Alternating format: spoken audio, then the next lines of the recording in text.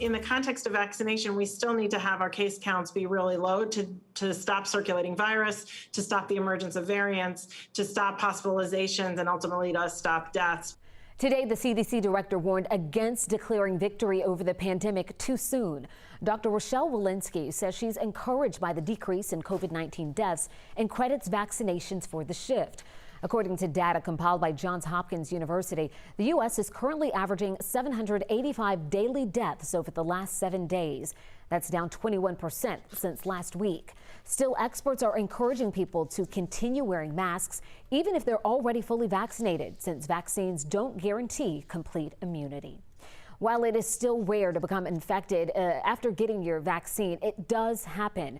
Joe Hinkie spoke with a nurse in Rome about her experience and why she is still grateful she got the shots. I have underlying medical conditions that had I not had the vaccine, I have no doubt in my mind that, my sickness would have been much worse. Tommy Eldridge of Rome says she was diagnosed with a so-called breakthrough COVID-19 case. She received her second of 2 Pfizer COVID-19 vaccine doses, and then more than 14 days later, she developed mild COVID symptoms and tested positive. Breakthrough cases are possible. Pfizer, for example, reported a 95% efficacy rate against any infection.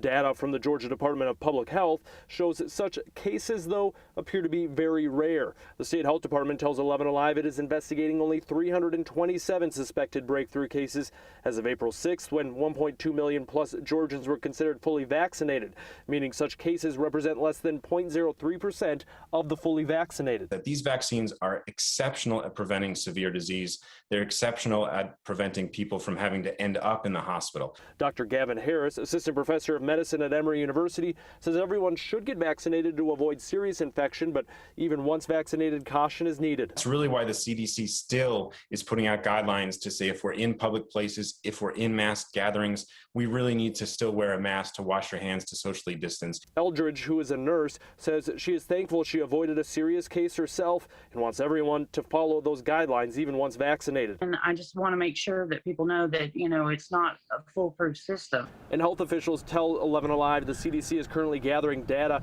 and info on breakthrough cases as it works to better understand these rare cases and risks they may pose.